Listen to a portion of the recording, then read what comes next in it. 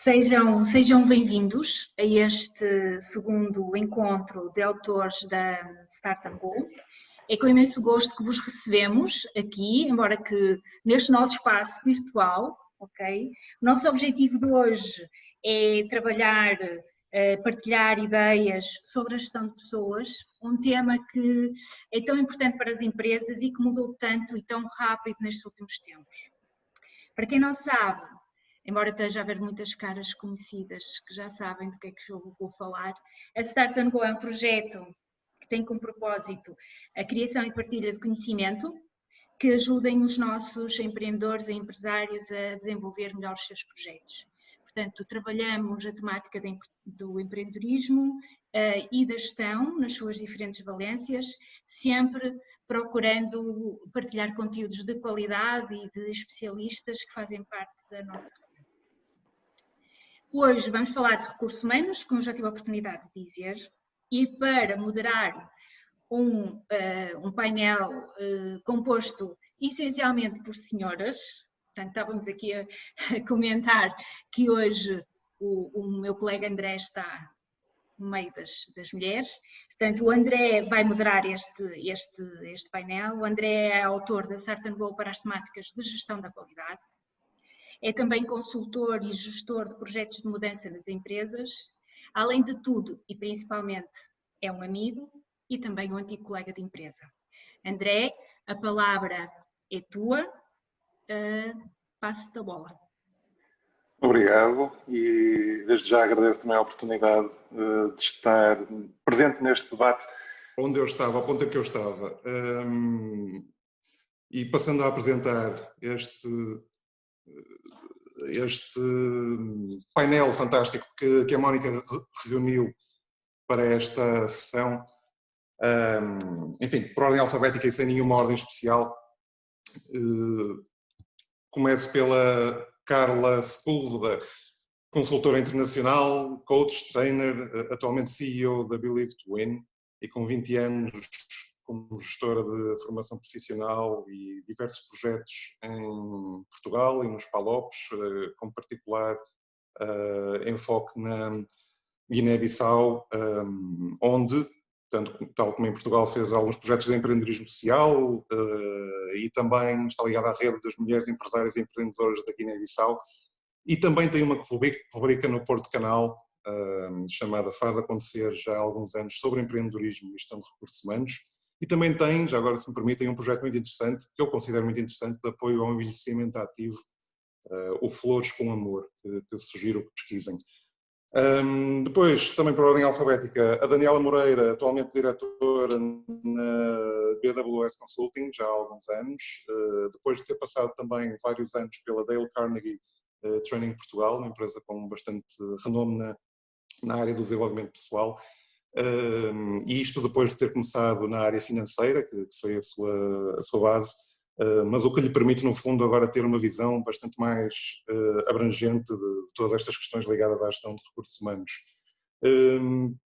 A Maria Jesus Fonseca, também com vasta experiência na consultoria, nomeadamente no desenvolvimento organizacional, e diria mesmo na quebra das barreiras à mudança, o que nos tempos que correm se torna essencial, porque só quem se adapta e quem está disposto a mudar é que sobrevive em tempos tão conturbados como este. Formadora em ensinar gestão pessoal e pós-graduação em gestão de vendas e também numa especialização de recursos humanos e com uma larga experiência no apoio a grandes grupos nacionais, mas também a pequenas e médias empresas. E finalmente a Maria Manuela Ribeiro, que também veio da área da economia, para depois enverdar pela área do desenvolvimento pessoal, já também com bastantes anos de consultoria e de formação junto de associações setoriais e agentes económicos de vários setores de atividade, inclusive sendo parte de um órgão consultivo da União Europeia mais ligado ao setor dos vinhos, e criadora da metodologia The Choice, que procura redirecionar a visão fechada para a visão do ecossistema em que estamos integrados, baseado nas escolhas que fazemos, como o próprio nome indica. Com isto eu diria que temos aqui um conjunto de oradoras, todas ligadas às pessoas e recursos, mas não só, o que nos permite ter aqui âmbitos de atuação diferentes, que seguramente permitirá uma conversa muito interessante. E isto numa época de pandemia que teve efeitos muito nefastos nos recursos das empresas. Outro dia vi um artigo do Expresso que indicava que desde janeiro foram 92 mil novos desempregados. E na mesma altura uma consultora famosa, a Ernst & Young, lançou um estudo em que indicava que muito provavelmente a segunda vaga da pandemia poderá elevar a taxa de desemprego aos 17% ou acima disso. E isto hoje em dia se calhar não é visível, mas o certo é que o regime de layoff simplificado, que permitiu a muitas empresas manterem-se à tona, também veio criar condicionalismos à vida de muitas pessoas, especialmente os que tiveram condições salariais reduzidas durante esse período, e ao mesmo tempo tinha aquele período dos 2 meses de proibição de despedimento, que para muitas empresas está a começar agora a acabar. Por isso eu confesso que tenho algum receio daquilo que será agora a parte final do ano para muitas empresas que estejam a passar por algumas dificuldades. Por outro lado, esta pandemia também veio criar empregos que antes não existiam, ou a reforçar essas necessidades, e só para dar um exemplo que não é português, mas que acho que é significativo, a Amazon contratou neste período cerca de 100 mil pessoas, ou seja, tudo o que seja serviços de entrega online disparou, como é óbvio. Portanto, como é que um empresário, um gestor lida com esta situação? Como é que um gestor mantém as suas equipas motivadas? O que é ser líder numa situação como esta? Neste panorama de extrema imprevisibilidade, que eu diria que leva ao exagero o termo do VUCA, que tanta gente conhece, hoje em dia, de facto, temos numa época muito volátil e muito incerta e muito complexa, o que obriga a uma capacidade de encaixe elevadíssima, de reação e de adaptação aos novos tempos e ao famoso novo normal. Com isto, eu calo-me, porque sou o menos importante no meio disto tudo, e lanço já aqui a primeira questão às nossas colegas, às nossas oradoras, que passa por perceber onde é que estamos hoje. Não de onde viemos, porque isso todos sabemos, nem para onde vamos, porque isso se calhar podemos falar mais à frente, mas onde é que estamos? Ou seja, depois de meses de confinamento, em que passamos no início, em que as pessoas diziam: "Ei, que bom que vai ser trabalhar em casa, agora é que vou descansar e trabalhar ao mesmo tempo", e rapidamente se passou para o lado oposto, que eu já estou farto de trabalhar em casa, já não aguento, ainda por cima com horários desfasados, horários complicados, filhos para criar, etc. Como é que as nossas oradoras veem o clima social atual? Estamos deprimidos ou estamos preparados para avançar e para enfrentar o que aí vem, seja lá o que for? E eu novamente, apenas e só por ordem alfabética, começava pela Carla, só para dar aqui um início. Então, antes de mais nada, muito obrigada pelo convite, Mónica. É um gosto estar aqui e partilhar com este painel aquilo que eu poderei, de facto, aportar como uma mais-valia a esta temática.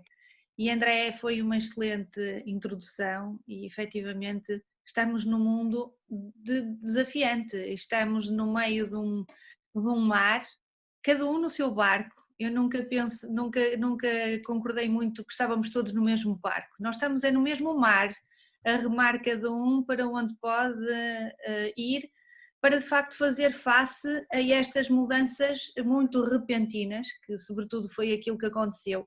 Foi tudo muito repentino e aquilo que não parecia possível tornou-se quase obrigatório. E a adaptação é efetivamente aquela palavra que me ocorre para, no fundo, entender tudo isto. Nós temos que nos adaptar, temos que ser resistentes. E onde é que estamos? Estamos ainda no meio de um turbilhão de emoções. Se há aquelas pessoas que já manifestam algum desgaste, aliado à preocupação, porque tudo isto traz grandes preocupações, como essa questão que é maior, que é o desemprego, porque o desemprego depois vai acarretar um sem número de outros problemas que serão manifestamente maus para as famílias e para todos nós, para a economia, mas efetivamente o que eu acho é que estamos ainda num momento em que não sabemos o que aí vem, esperemos, estamos todos a tentar que os riscos sejam minimizados, e os empresários, por muito que queiram salvar os empregos para salvar o negócio, como alguém também dizia aqui há uns dias atrás, vêm-se a braços com a falta de clientes, com a falta de encomendas, com a falta até de matérias-primas, porque nós também vivemos num mundo global já há muito tempo, onde à distância de um clique tínhamos tudo ao pé e neste momento tivemos que readaptar até os métodos de trabalho. Portanto, aquilo que eu considero neste momento é que estamos todos ainda a navegar e a ver de que forma é que podemos sobreviver no meio de toda esta turbulência. E competências novas são obrigatórias para cada um de nós, não é? Quer em termos familiares, quer em termos profissionais, porque as casas viraram tudo, as nossas casas viraram tudo. Esta questão do trabalho, do home office, poderá vir para ficar ainda, pelo menos, é a minha perspectiva. Eu acho que muitos dos negócios também e muitos dos gestores de recursos humanos concluíram que alguns negócios podem efetivamente continuar a partir de casa, mas outros há que não são de todo, não é, possíveis. Portanto, eu para já acho que a minha contribuição para já nesta questão, não me quero alongar muito, não sei, não estou a gerir o tempo, se calhar ficava por aqui, entretanto aportava mais alguma coisa mais à frente. E Daniela, para quem vem da área financeira, seguramente que estaria pano para mangas, mas como é que vê a situação de hoje em dia? Eu acho que começamos. Boa tarde, agradeço o convite e o Fábio por estar aqui. Eu acho que vivemos num momento, conforme já foi dito pela colega, de grande incerteza. Olho para o momento com menos preocupação do que aquela que eu olhava no início deste período, em abril, maio, março. Acho que se há aspectos em que o pior ainda está para vir, acho que também já vimos que somos suficientemente fortes para ultrapassar a maior parte das dificuldades. É de facto um período diferente, foi tudo novo, de repente viram-se pessoas que com a torre do computador literalmente às costas para trazer para casa, algo que era impensável. Nós nunca poderíamos trabalhar em casa, isto nunca seria possível e de repente passou tudo a ser possível. Isso também nos mostra que as certezas de facto são válidas só em determinado período de tempo, não são para sempre. Mas em termos de impacto que isto teve nas pessoas e nas empresas, eu acho que temos diferentes perspectivas, temos diferentes abordagens. Temos pessoas que foram completamente abaixo durante o período de confinamento, em que eu creio que se sentiram completamente perdidas e usaram o trabalho como a única coisa válida que faziam ao longo do dia e por isso esgotaram-se completamente, não conseguiram encontrar outros afazeres, outras coisas que as distraíssem e que fizessem ocupar o tempo. De facto, hoje em dia ainda temos pessoas que estão em teletrabalho e que estão bem e que estão a gostar desta experiência e que conseguem bons níveis de produtividade. Temos outros que não. Eu lá na empresa tive pessoas que pediram para regressar. Eu por mim tinha continuado da forma como estávamos, mas pediram para regressar, disseram que estavam fartos de estar em casa, que não conseguiam mais. E por isso acabamos por regressar. Agora vamos ver o impacto que isto terá. A nível de desemprego, vai haver um aumento, mas eu creio que também será de alguma forma compensado com a criação de outro emprego, e aquele emprego que não for criado iria ser provavelmente também aniquilado com as mudanças tecnológicas que aí vêm. Acho que para já é isto. A tecnologia, de facto, pode ajudar e ao mesmo tempo pode atrapalhar, mas Eu pessoalmente tenho as minhas reservas quanto ao teletrabalho, porque simplesmente, obviamente que a tecnologia hoje em dia está muito avançada e permite-nos fazer tudo o que fazíamos no escritório, no gabinete, podemos fazer a partir de casa, ou quase tudo, a nível administrativo, mas ao mesmo tempo falta o elemento pessoal, falta o contacto, falta o olhar olhos nos olhos e não o olho na câmara. E eu pessoalmente acho que esta dicotomia da tecnologia versus emoções, acho que pessoalmente, é a minha opinião apenas, acho que é importante e que falta isso muito para muitas vezes até para ajudar ao desenvolvimento de determinados negócios. E eu se calhar convidava também a Maria Jesus, temos aqui duas Marias, por isso Maria Jesus a dar o seu input, se concorda comigo, se não.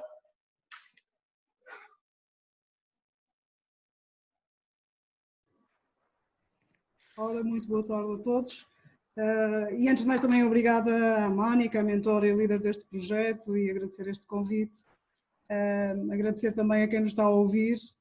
Vejo aqui alguns nomes conhecidos e é bom partilharem connosco este momento de reflexão. Nós estamos aqui de facto numa posição de partilhar reflexões mais do que soluções, não é? Porque na gestão de pessoas não existe aquele conceito do one size fits all, não é? Portanto, um tamanho único que encaixa em todas as realidades, não é? Isto para dizer que, de facto, temos que olhar situações a situações, e empresa a empresa e contexto a contexto. Quanto à questão da agilidade e da adaptabilidade, e para não... Enfim, eu gostava de usar aqui um termo que eu encontrei recentemente e que achei muito curioso, que é: será que se trata de competências pandémicas? Não é? Ou seja, são competências necessárias e úteis nesta conjuntura específica e neste momento específico? Partilhando um bocadinho a minha experiência e tendo trabalhado já há mais de 20 anos na área da gestão da mudança, eu diria que não, na realidade, porque a agilidade e a capacidade de adaptação são competências absolutamente críticas e fundamentais ao sucesso de qualquer organização, desde sempre, e continuarão a ser, não é? Portanto, esta capacidade de respondermos com rapidez às mudanças tecnológicas, não é? A mudança, esta agilidade das pessoas, prepararmos as pessoas para serem ágeis e acompanharem esta agilidade que se vê e que se assiste ao nível das tecnologias, já há muito tempo, com os programas de gestão da qualidade, as metodologias Lean, etc., tudo isso já veio, de alguma maneira, ajudar-nos a desenvolver essa necessidade.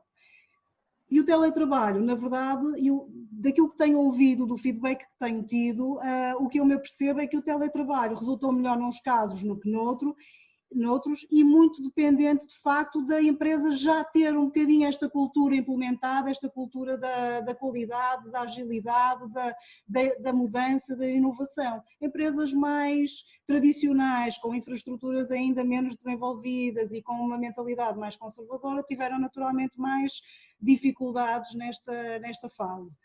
Mas o tema central, estas competências centrais que nos trazem aqui da agilidade e da adaptabilidade são absolutamente críticas e já desde sempre, eu diria, não é? São fundamentais. Mesmo hoje em dia o tecido empresarial está cheio de bons empreendedores, de jovens empreendedores, cheios de vontade e de capacidade de adaptabilidade também. Mas ao mesmo tempo sabemos que uma boa parte do tecido empresarial português ainda é composto por pequenas e médias empresas com gestores da velha guarda e com muitos anos de experiência, com muitos anos com uma cultura e uma mentalidade que em muitos casos parou literalmente quase no século passado. Será que esses casos estarão tão bem preparados, tão bem, ou melhor, eu diria que tão bem se calhar não estarão, mas estão preparados pelo menos para enfrentar essa necessidade de adaptabilidade? Eu vejo isso como uma oportunidade para o gestor de RH. A gestão de pessoas nas organizações tem vindo também a sofrer esta evolução de passar de uma mera execução, não é, de operações do dia-a-dia, operações administrativas, como sabemos, para um nível mais estratégico. E este nível estratégico significa percebermos o negócio, percebermos as mudanças à volta do nosso negócio, percebermos as lideranças dentro da nossa organização, e a gestão de RH, uma das funções e o papel e o impacto fundamental da gestão de RH é preparar e atuar na empresa ao nível do desenvolvimento dessas capacidades e dessas competências. Eu acho que isso é uma oportunidade enorme para os gestores de RH, um desafio brutal ao mesmo tempo, mas uma oportunidade também muito grande. E eu também concordo. Eu até defendo que nunca, como antes, nós vivemos atualmente numa sociedade muito humanizada e nunca, como antes, o desenvolvimento pessoal esteve tão no centro das atenções, em que o gestor de recursos humanos hoje em dia tem como objetivo primeiro conhecer toda a sua equipa, no ser de cada um, para que possa retirar de cada um aquilo que melhor tem e de facto até para gerir o propósito de vida de cada um, não é? Porque cada vez mais o trabalhador também procura dentro do trabalho o seu propósito de vida, ou aliar o seu propósito de vida, e nesse contexto, se o gestor de recursos humanos não estiver alinhado com a sua equipa, não conseguirá retirar os melhores frutos. Portanto, isto será uma oportunidade de cada um olhar para dentro da sua equipa e trabalhar o melhor de cada elemento, no sentido de até pôr em cima da mesa as ideias empreendedoras, porque todos nós somos empreendedores, ou deveremos ser, independentemente de estarmos ou não a trabalhar sós, não é? Nós temos essa possibilidade ou obrigação dentro da nossa entidade patronal aportar o que acharmos de melhor para a nossa função. Eu acho que nesta altura está tudo em cima da mesa e as possibilidades são muitas. É aproveitar o potencial de cada um, no fundo. Eu só acrescentaria aí um ponto, Carla, que eu conheço muitas empresas que não têm propriamente um gestor de recursos humanos. A pessoa que faz a gestão de recursos humanos faz essencialmente processamento de salários e pouco mais. Eu elevaria, se calhar, um bocadinho a fasquia para o gestor propriamente dito da empresa, o administrador, ou o que seja, né? Depende um bocadinho de cada caso. Mas com isto, também aproveito para trazer a Maria Manuela Ribeiro à conversa, porque ainda nos falta uma oradora para a introdução, e isto no sentido de perceber até que ponto conseguimos ter esta visão. No fundo, as pessoas, um trabalhador, um gestor,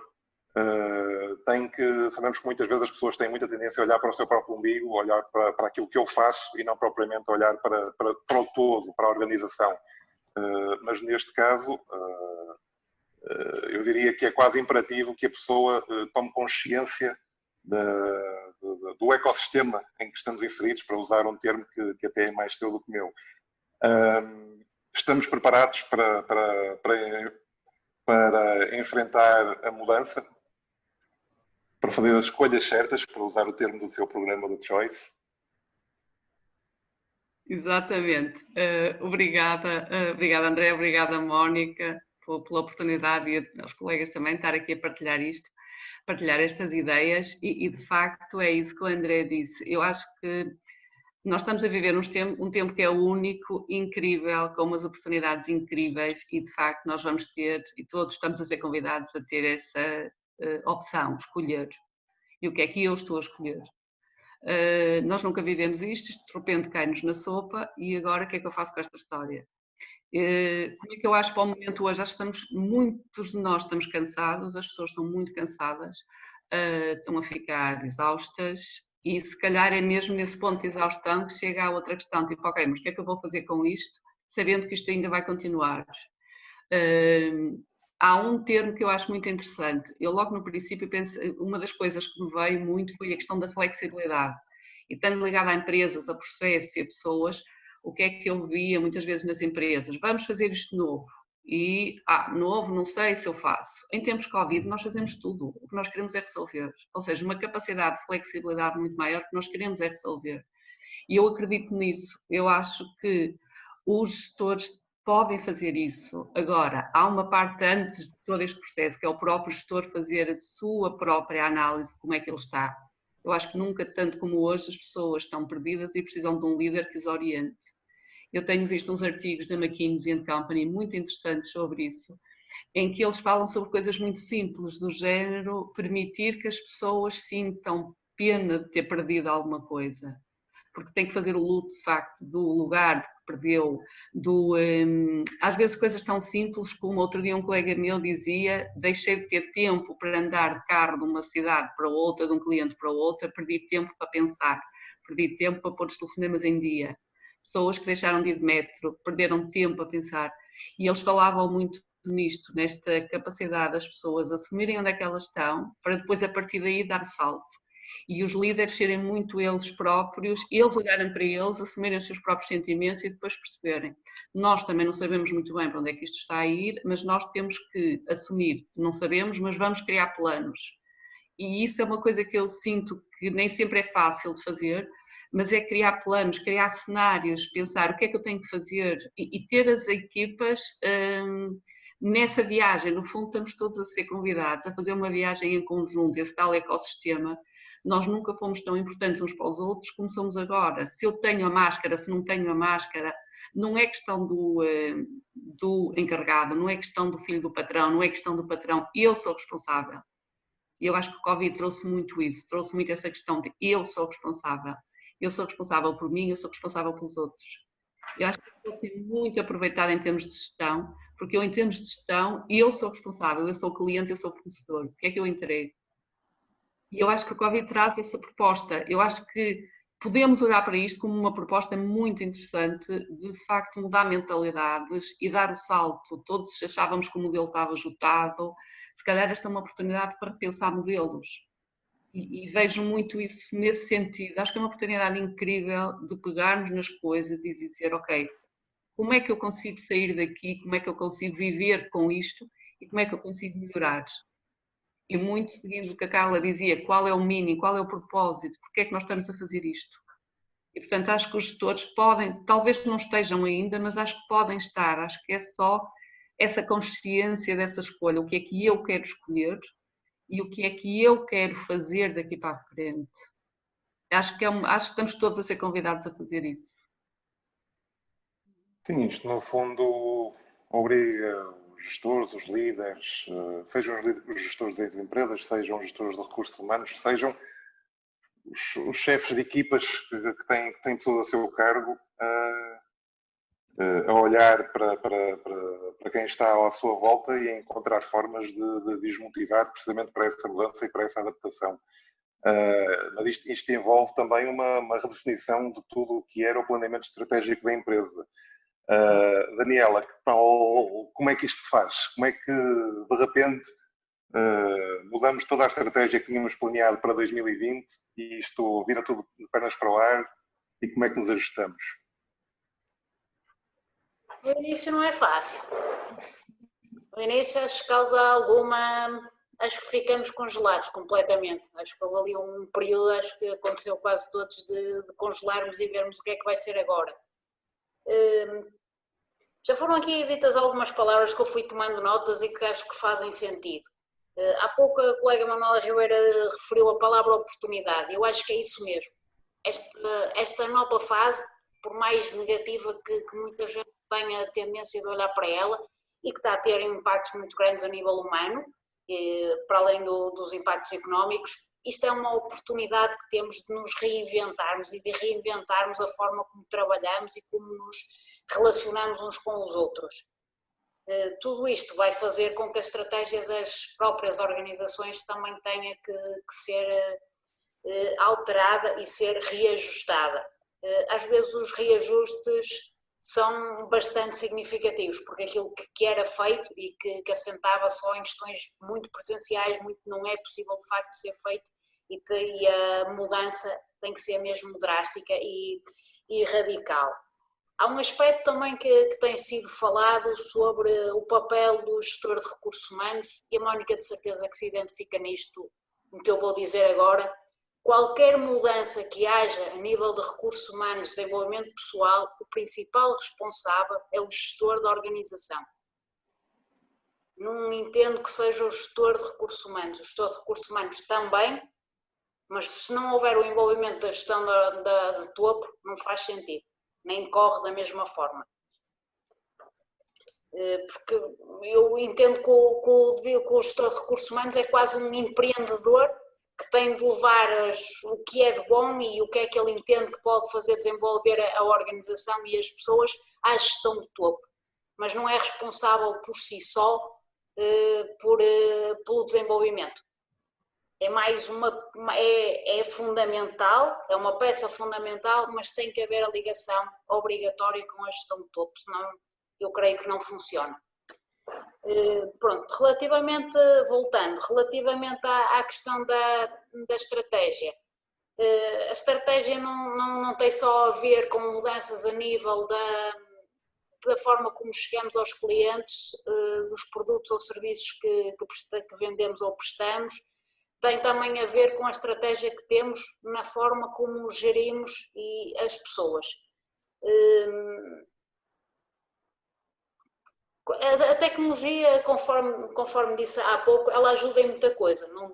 Eu concordo que não substitui a presença, e apesar de que neste momento, nesta altura, foi solicitada às pessoas muito uma questão de autorresponsabilização, nem todas as pessoas reagiram dessa forma. Era mais fácil e, no fundo, é mais bonito nós dizermos que foi assim, mas de facto não foi. Houve muita gente que foi irresponsável no meio deste processo e passou o problema exclusivamente para quem gera a empresa. Eu estou a fazer o meu trabalho, às vezes nem isso, mas o problema não é meu.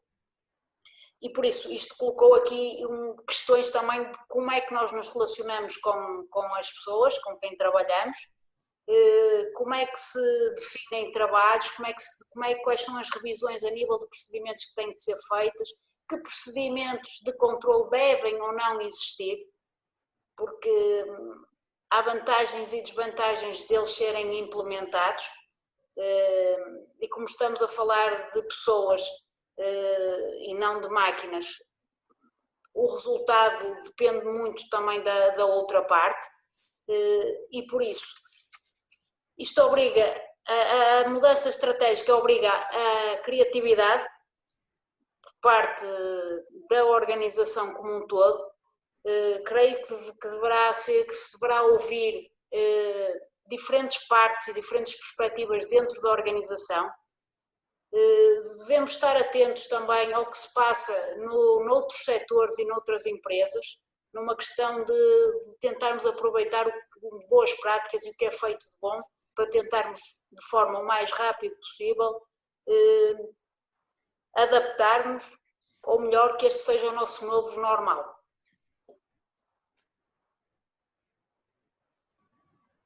É dizer muito. Eu diria que está muito esta criatividade, de facto, é essencial para nos ajustarmos ao panorama que temos hoje. Mas não deixa de ser uma incerteza brutal aquela que temos à nossa frente. E isso dificulta também a definição de soluções. Com certeza muita gente das pessoas que nos ouvem e que nos veem neste momento, se calhar estariam à espera de encontrar aqui ou de ouvir aqui uma fórmula mágica para ultrapassarmos esta fase complicada, mas isso não existe. Acho que falo por todas ao dizer que isso não existe. O que existem serão naturalmente soluções caso a caso para ir analisando e ir dando a resposta possível e a necessária. Mas eu aproveito aqui a Maria Jesus, tendo já passado como consultora por empresas de bastante grande dimensão e também de pequena dimensão, como é que as empresas estão preparadas hoje em dia para reter as pessoas face a este dilema? Porque há eu imagino que haja muita insatisfação nas pessoas, e além da desmotivação, ou seja, a pessoa acaba por pensar, epá, eu não sei se a minha empresa vai aguentar isto, se calhar é melhor procurar já outra coisa.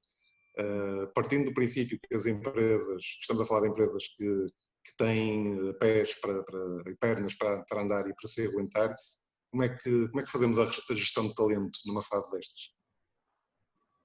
Acho que há duas variáveis aqui que são fundamentais. As colegas falaram no papel que cada um de nós tem individualmente e 100% de acordo que isso é fundamental e cada um de nós deve também ter essa proatividade e desenvolver-se, autodesenvolver-se, sem dúvida que é fundamental.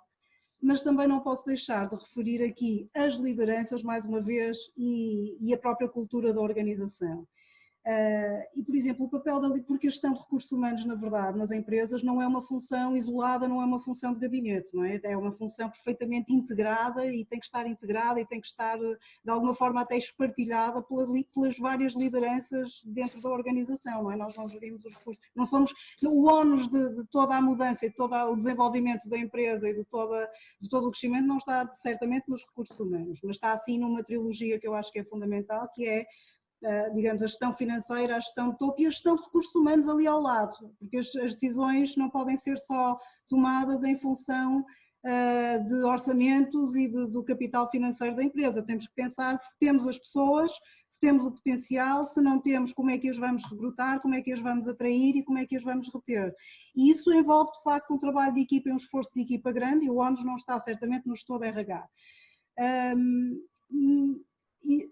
Não há uma receita, não é, como já vimos, mas eu destacaria aqui, se calhar, duas coisas que me parecem fundamentais. Por um lado, muitas vezes a humildade da liderança, a capacidade de dizer eu não tenho a resposta, porque às vezes o que inibe ou o que cria algum atrito é o líder achar que tem que ter as respostas todas, não é? E se nós tivermos alguma humildade, nós líderes, tivermos a humildade de dizer perante os cenários e a incerteza e esta volatilidade toda à nossa volta e eu não tenho a resposta, e então o que é que eu tenho que fazer? Ouvir as pessoas, envolver as equipas, pedir sugestões, arranjar metodologias de trabalho colaborativo. Esta humildade eu acho que é fundamental para que as pessoas se sintam parte do projeto e parte da solução.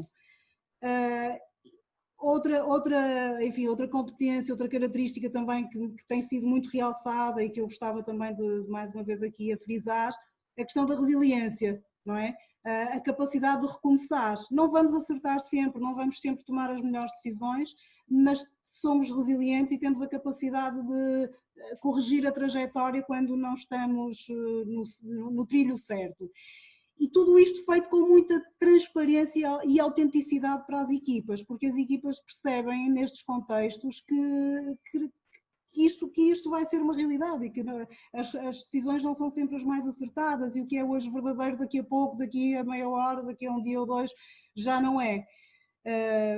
E portanto eu acho que é importante essa proximidade com as equipas, essa transparência com as equipas e, como digo, a humildade e a resiliência por parte da liderança, acho que ajuda a reter as pessoas, ajuda a torná-las, a identificarem-se mais com os projetos e a identificarem-se mais com as equipas, logo a melhorar as taxas de retenção.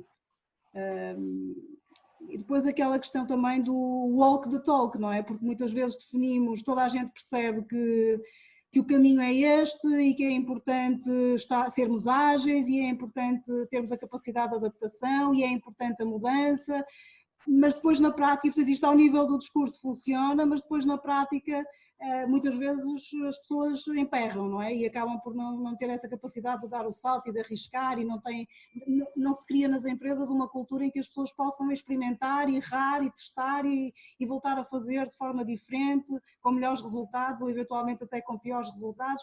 Isto tem a ver com os valores da empresa, com a cultura da empresa, com o espaço que se dá para este tipo de comportamentos e de atitudes, não é? O valor que se dá ou não a este tipo de comportamentos e de atitudes às equipas.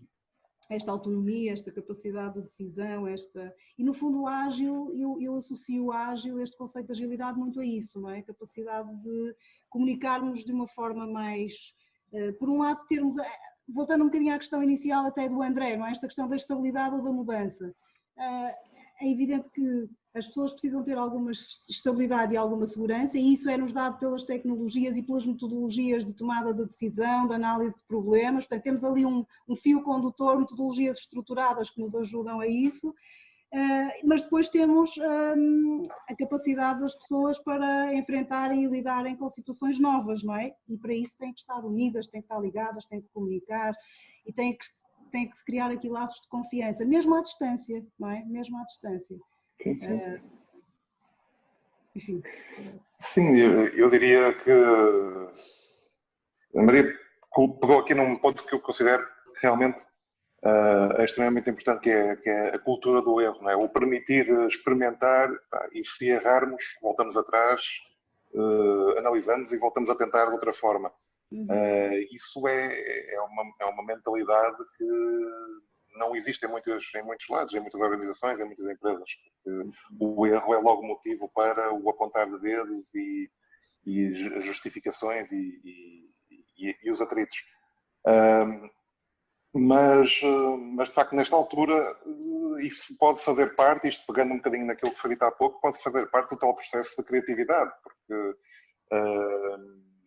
estamos numa fase, se calhar, em que é necessário apostar em formas diferentes de fazer as coisas, e se não tivermos alguma liberdade para errar, ou seja, se o caminho a seguir não for demasiado balizado, demasiado restrito, não permitir aqui alguma flexibilidade, então obviamente também a probabilidade de erro também vai ser muito maior.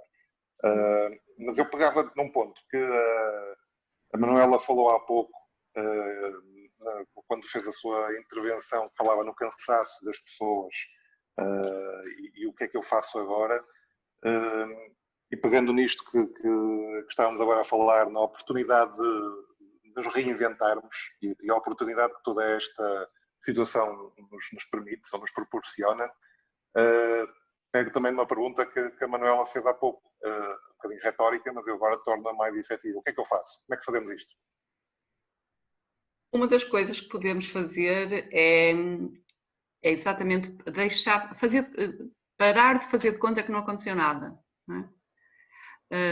Eu conheço pessoas que trabalham muito diretamente com a área da qualidade e logo no princípio, depois do confinamento, elas diziam que muitas das empresas onde iam queriam pedir coisas, fazer de conta que não aconteceu nada, vamos lá, sem parar de facto para dizer aconteceu alguma coisa, está a acontecer, não é?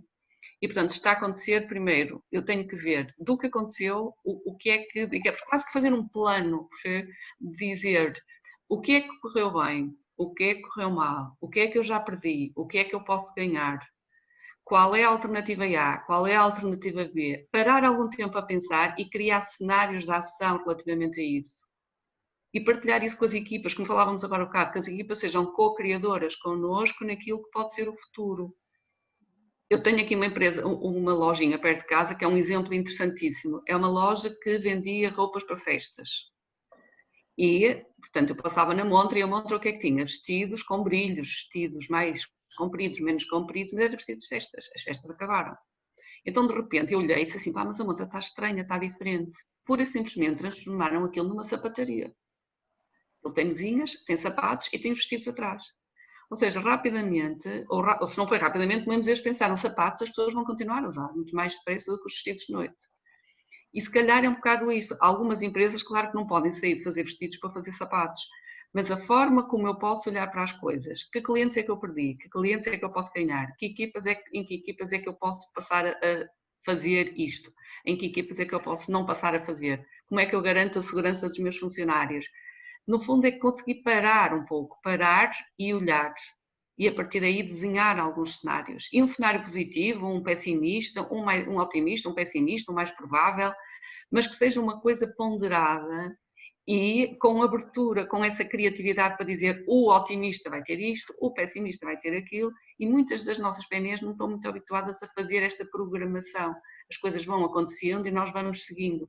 Eu acho que isto pede isso, pede essa abertura para alternativas, pede essa alternativa para fazer e correu mal, mas voltamos outra vez para aprender, mas esse parar para olhar, deixar de fazer de conta que não aconteceu nada e preparar. Eu outro dia vi um artigo muito giro que dizia exatamente isso, parou o tempo de nós tentarmos remediar e começou o tempo de começar a criar possíveis cenários. Como é que eu me adapto a uma coisa que eu não sei o que é, mas eu já sei o que é que correu mal. Eu já sei o que é que a organização não conseguiu responder quando de repente eu tive um problema com os fornecedores. Então, ok, posso mudar fornecedores, posso ter fornecedores mais locais. No fundo é pegar em cada coisa, cada aspecto da organização e juntar as pessoas à volta disso, trazer as pessoas para dizer, as pessoas fazem as compras, o que é que eles acham que podem ajudar? As pessoas da produção, como é que eu vou fazer se eu agora de repente tiver uma pessoa infectada? Aquela pessoa que é o distribuidor na produção, posso substituí-lo e ter menos distribuidores? A pessoa que toma conta de uma máquina pode tomar conta, fazer mais coisas naquela máquina, de maneira a que a máquina não tenha que ser intervencionada por tantas pessoas da cadeia, da organização? Se calhar é este parar, olhar para ver efetivamente o que é que aconteceu e depois pensar o que é que eu posso fazer a partir daqui e juntar a equipa. Eu acho que é esse o ponto, é este parar para olhar. Enquanto não pararmos para olhar, para ver o que é que efetivamente está a acontecer, fazer de conta que não aconteceu nada, acho que vai ser mais difícil, porque vamos andar a fazer de conta que não aconteceu nada, mas aconteceu, e aconteceu muito. Eu, se me permitem, subscrevo inteiramente o que a Manuela está a dizer. Quando eu falava de verdade e de autenticidade, era nesse sentido. É não escamotear problemas, é pôr os problemas na mesa e, juntamente com a equipa, encontrar as soluções. É exatamente isso.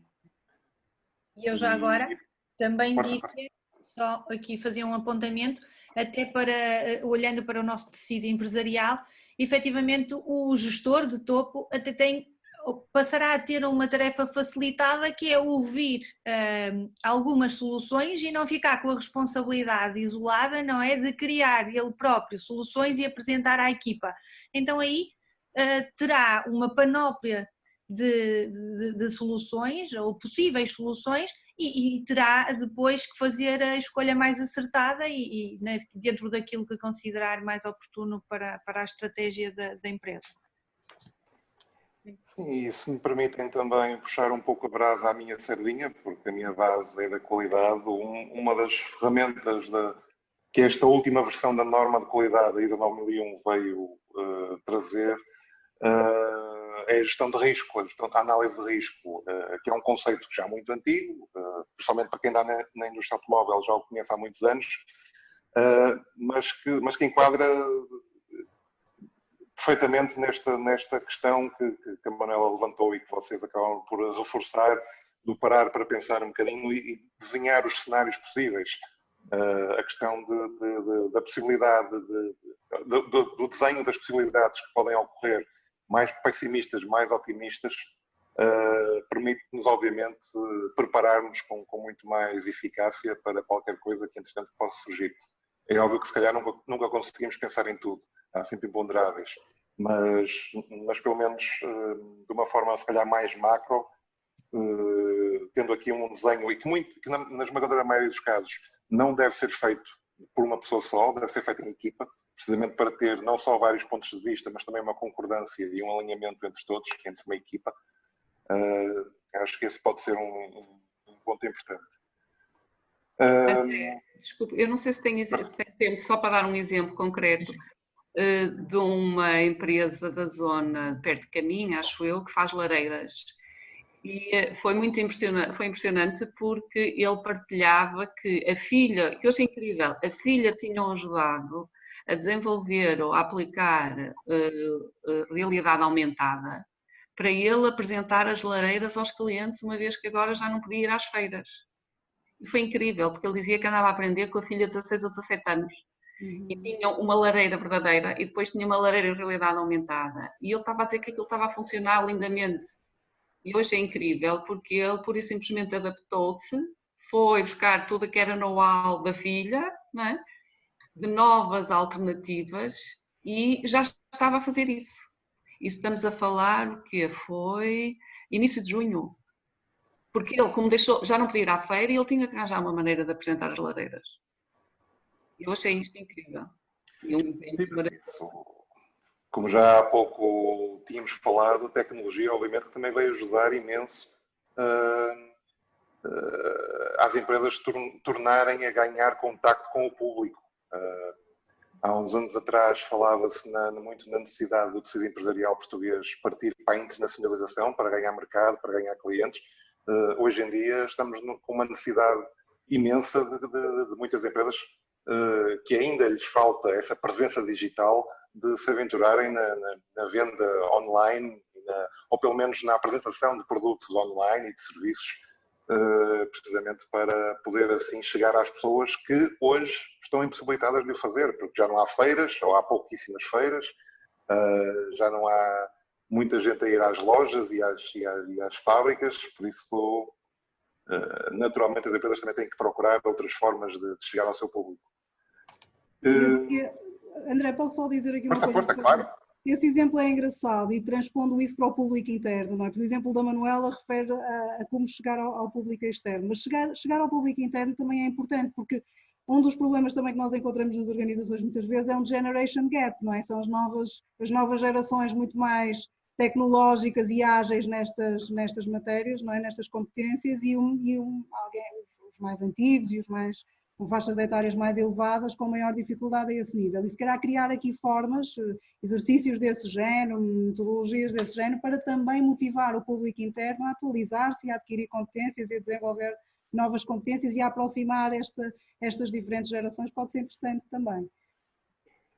Sim, e eu até, pegando um bocadinho nisso também, muito rapidamente, também há pouco, a Maria falava na identificação com a empresa e com as equipas.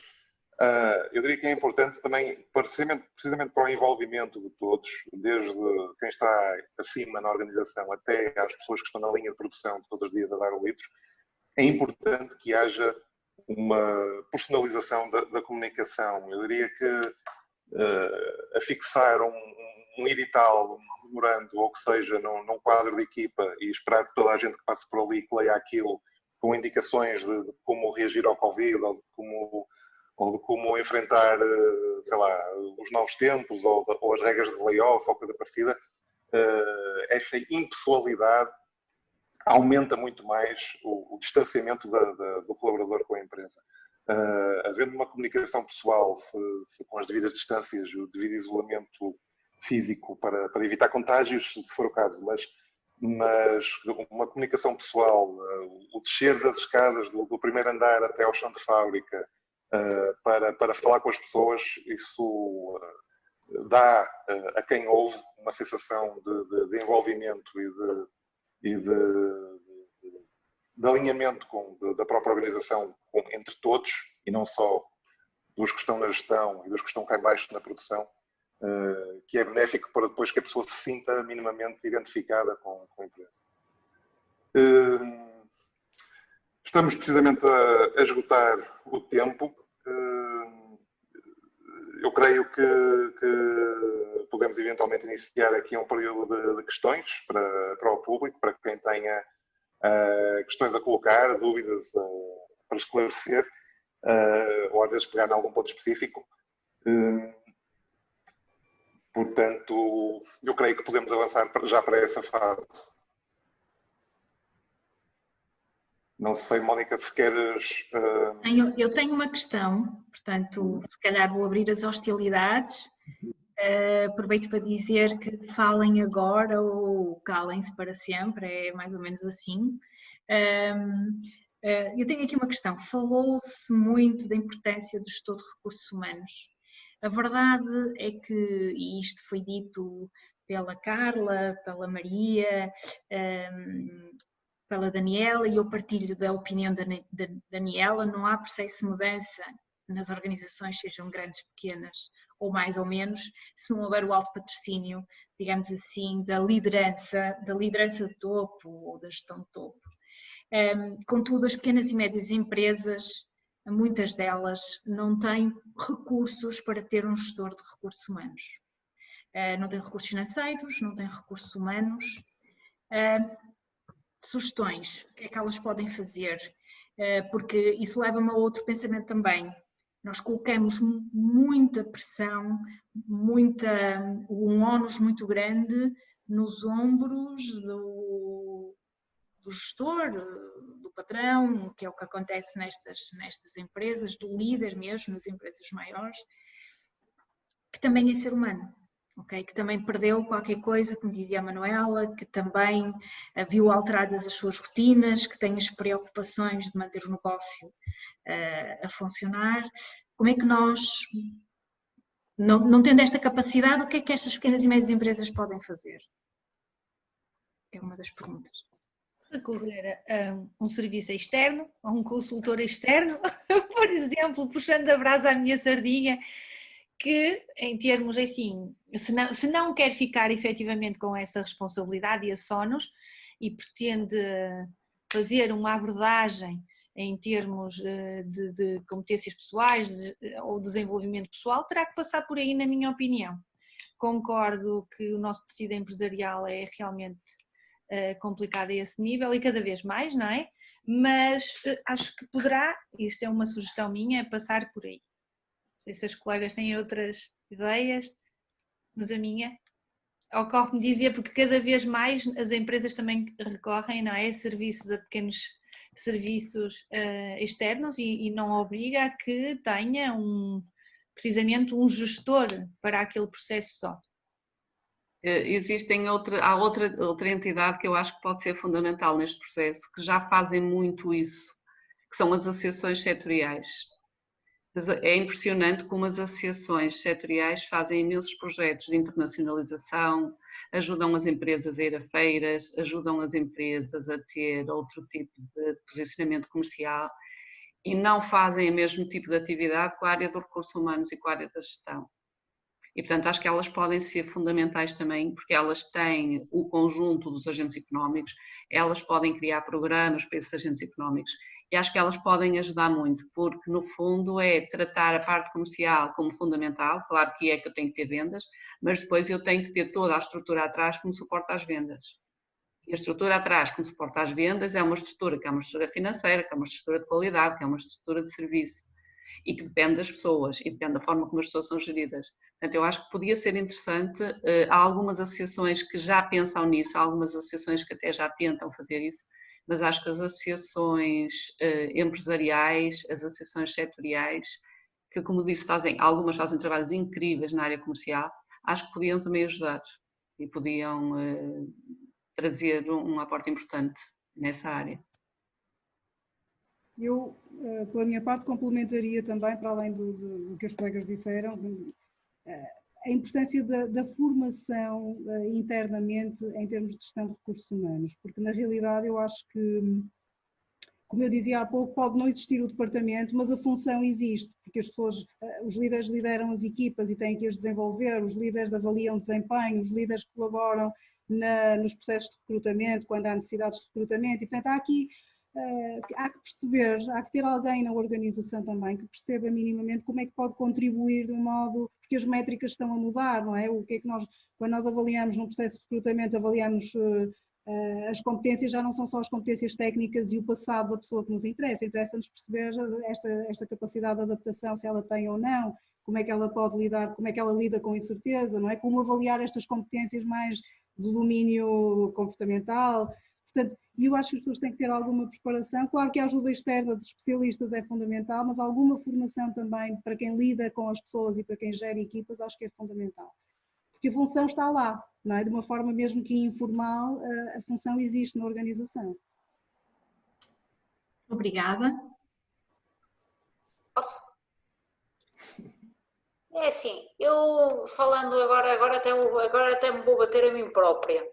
Eu acho que é perigoso atribuir de alguma forma, no fundo, este ónus, passá-lo para a parte externa, para consultores. Eu acho que isto que pode ser feito é, os consultores, sim, são importantes, não posso dizer o contrário, mas não podem substituir elementos internos da organização. No fundo podem funcionar como nas grandes empresas, que têm equipas de marketing, mas contratam agências para fazerem as campanhas.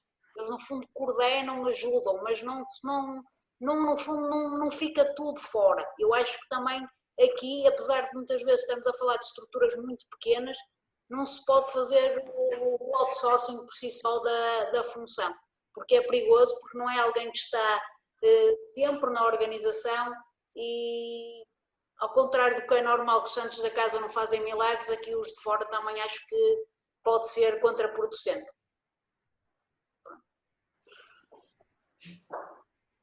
Daniela, e eu falo, quando falei de consultoria, E eu tenho algumas avanças em que tenho a obrigatoriedade de estar X horas, e são algumas, dentro das empresas, e é esse nível, não é um trabalho, no fundo, esporádico, entende? E, portanto, não sendo um recurso interno da empresa, tenho obrigação, enquanto consultora, de estar com as equipas e trabalhar as equipas e conhecer profundamente a cultura organizacional, caso contrário não funcionaria. É esse nível mais que eu falo, mas concordo com aquilo que diz, concordo, porque um consultor nunca substitui alguém interno, só foi no fundo, ou na altura uma solução para aquelas empresas mais pequenas, porque nós temos muitas no mercado e cada vez mais. Também concordo com aquilo que a Manuela falou das associações, que é verdade, cada vez mais tem um papel fundamental nas empresas, e também com aquilo que a Maria diz, na parte da formação, que é fundamental no meio disto tudo, não é? Portanto, é formação ao longo da vida, quer para o empregado, o colaborador, quer para o próprio líder, porque é obrigatório, este processo está cada vez mais em movimento e parar é morrer.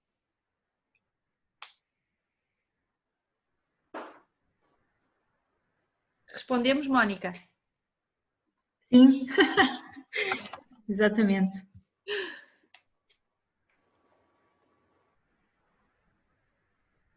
Não temos mais? Parece que não.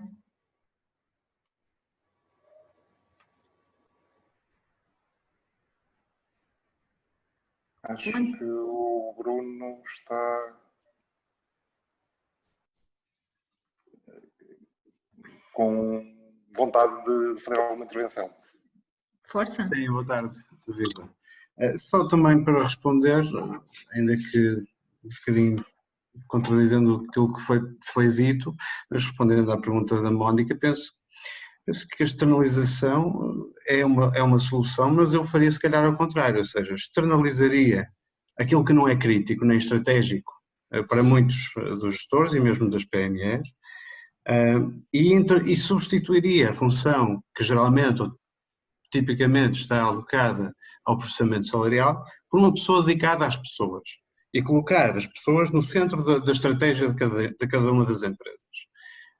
Tudo aquilo que é transacional, se calhar podemos e devemos começar a pensar em automatizar ou em colocar em serviços externos e em empresas que já têm esse tipo de serviços.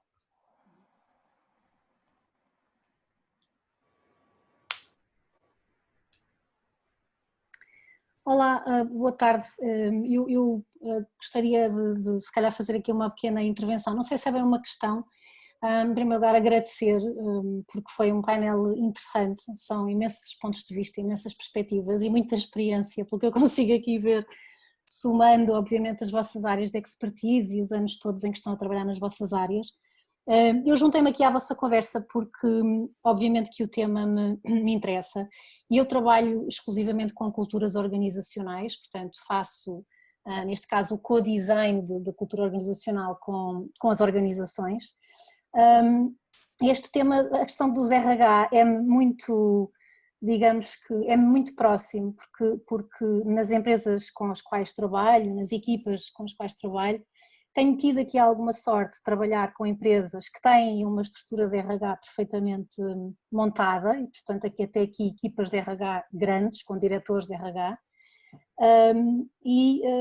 quanto mais trabalho com estas equipas de RH, mais tenho a sensação que até no exercício da função dos recursos humanos eu acho que é exigida alguma reinvenção e alguma adaptação.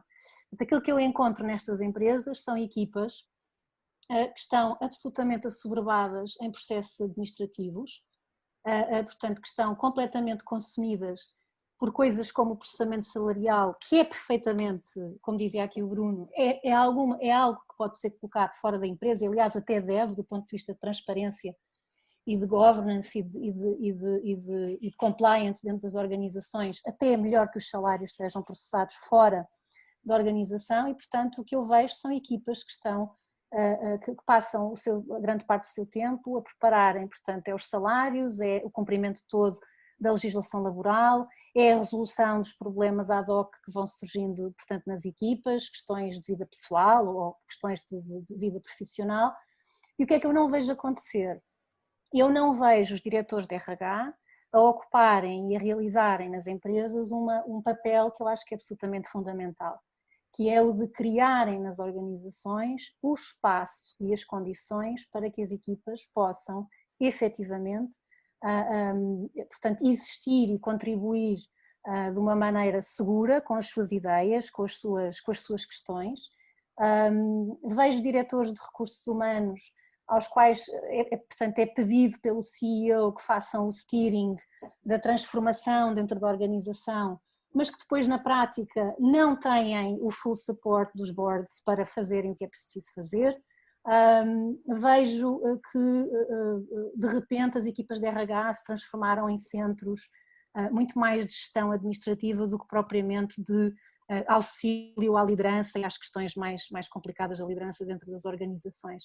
Portanto, se há área onde eu acho que tem que haver uma transformação grande do ponto de vista de papel, são os recursos humanos. E digo-vos também, as empresas mais pequenas que não têm uma equipa de recursos humanos estruturada, que não têm uma direção de recursos humanos, eu acho honestamente que há outras formas de construir a cultura, acho que há outras formas de definir o que é que, quer dizer, qual é o tom, qual é a forma como se trabalha nas organizações.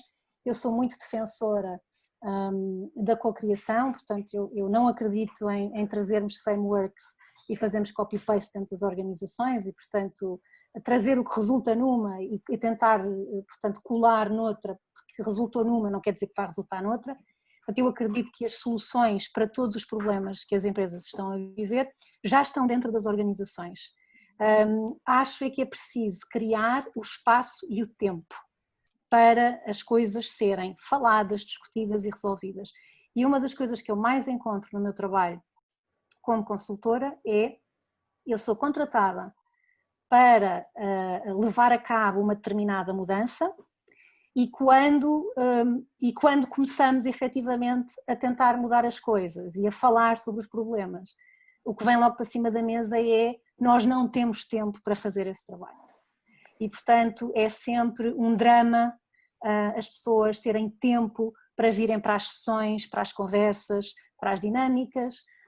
As que vêm depois, às vezes já entram a dizer, eu não posso ficar o tempo todo porque tenho uma reunião marcada pelo meu chefe. E, portanto, eu acho que o que falta aqui, mas não é só em Portugal, portanto, na organização, nas organizações no geral, é nós metermos na cabeça de uma vez por toda que os problemas só se resolvem resolvendo-se efetivamente. Nós temos que nos meter nas coisas, nós temos que entrar nas zonas de desconforto, nós temos que ter conflito nas organizações, nós temos que ter discordância, divergência e temos que permitir às equipas que elas encontrem a seu tempo as soluções e os caminhos para os problemas. E é isso que eu não vejo acontecer e, portanto, às vezes até vos digo, agora aqui usando uma expressão, acho que foi a Carla, se foi a Daniela, o contra mim falo, que é, às vezes não vale a pena contratarem consultores, honestamente, às vezes não vale a pena fazer um investimento porque, quer dizer, se entra para se operar uma mudança, então é preciso que a mudança seja permitida.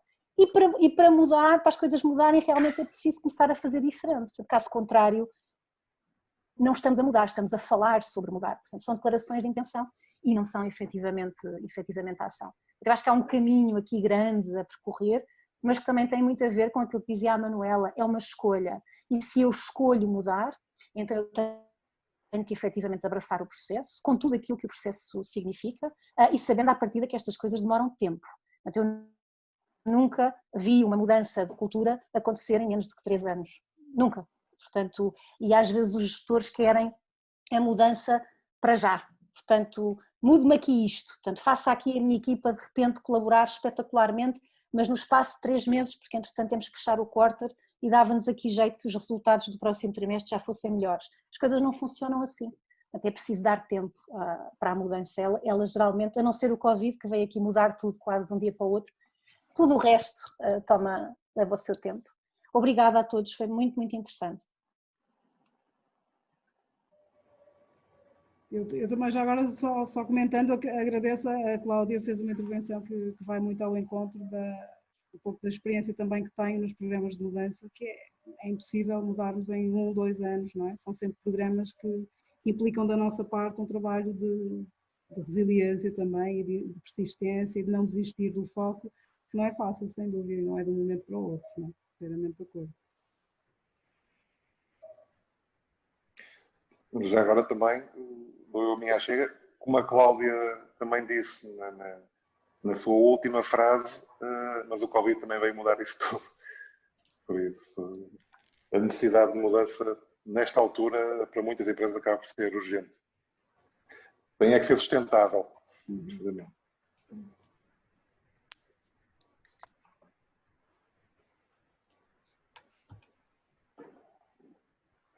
Bom, Mónica, não sei se há mais alguém que queira partilhar a sua opinião, as suas ideias. Nós já passámos um bocadinho da hora, não é? Portanto, já estamos adiantados, mas eu acho que isto não é como se costuma dizer, eu sou financeira, não é? Isto não foi um custo, foi um investimento. Portanto, eu acho que vale sempre a pena, porque quando a gente investe, os resultados vão aparecer e, portanto, acho que foi um bom investimento. Se mais ninguém tem nada a dizer ou deseja partilhar, resta-me mais uma vez agradecer às nossas oradoras partilharem a sua experiência, as suas ideias, agradecer ao nosso querido moderador, André, obrigada, agradecer a todos que estiveram connosco, é sempre importante contar com uma assistência de qualidade e que está connosco e que pretende também partilhar as suas ideias. É para isso que estes encontros servem. Aproveito então para dizer que na próxima semana teremos o último encontro de autores desta série, portanto, e foi-se falando desde o primeiro que tivemos no dia 15, e este aqui falou-se muito de tecnologia, ok? Como em tudo na vida tem o seu lado positivo e o seu lado menos positivo. O próximo encontro não poderia deixar de ser dedicado à tecnologia, também um tema muito quente, não é? Em cima da mesa, que é a transformação digital. Portanto, se ainda não se inscreveram, aproveito para dizer que ainda se podem inscrever. Se não se inscreverem, podem sempre apanhar o comboio em andamento, portanto vamos sempre disponibilizar o link online, e teremos também oradores bastante interessantes e com muita experiência profissional e até mesmo académica. Portanto, mais uma vez obrigada, foi um gosto ter-vos connosco, ter-vos neste nosso evento, e até breve. Portanto, até à próxima semana. Obrigada a todos. Muito obrigada também. Obrigada, foi um gosto. Obrigado.